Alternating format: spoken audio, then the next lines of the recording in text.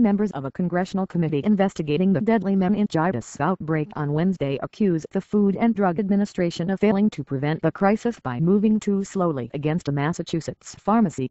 Tainted steroids from the pharmacy have so far killed 32 people and sickened 438 people in 19 states, according to the U.S.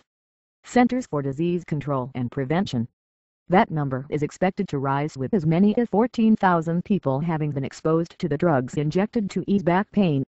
After a tragedy like this, the first question we all ask is, could this have been prevented?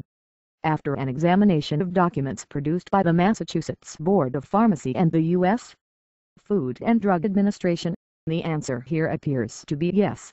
Cliff Stearns, Republican chairman of the Oversight and Investigations Panel, said at a hearing of the House Energy and Commerce Committee on Wednesday.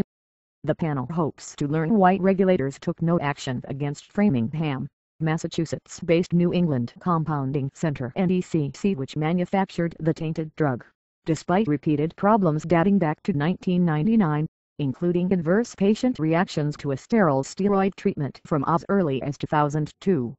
Several members of Congress, in opening statements prior to hearing testimony from witnesses, pointed to regulators' failure to stop unsafe practices by NECC. The NECC was not unknown to its regulators, said Fred Upton, Republican chairman of the House Energy and Commerce Committee. FDA and Massachusetts officials inspected the NECC over 10 years ago after patients were hospitalized with meningitis-like symptoms and identified contamination in the same drug at issue in the current outbreak, Upton said. 10 years later, we are in the midst of an unthinkable, worst-case scenario. The body count is growing by the day, and hundreds have fallen ill. Inexcusable, he said. Upton criticized FDA for not providing all the documents related to NECC or a clear timeline of events. He said his committee requested both more than a month ago. However, U.S.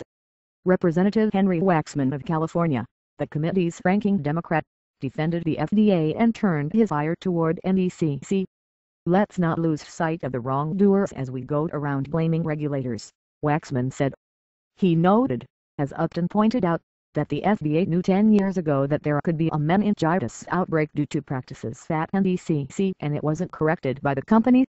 He said that FDA met with stubborn refusals and a challenge to FDA's authority from NECC officials. Waxman called for bipartisan legislation that gives FDA clear and effective authority to prevent compounders from becoming dangerous drug manufacturers like NECC. FDA Commissioner Margaret Hamburg, in testimony before the committee, asked Congress to strengthen federal authority over drug compounders that are not currently subject to the stringent FDA safety and efficacy standards imposed on drug manufacturers.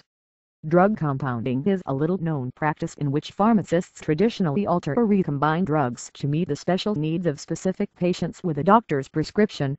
It is overseen primarily by state authorities that are often ill-equipped for the job.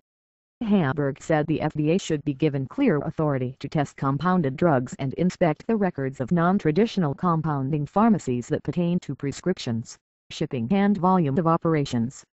She said the FDA's ability to take action against these pharmacies had been hampered by gaps and ambiguities in the law, and the agency's ability to take action against NECC was repeatedly contested by company officials. Upton directly challenged Hamburg, saying, "If you don't have the authority, then we need to make sure it's there.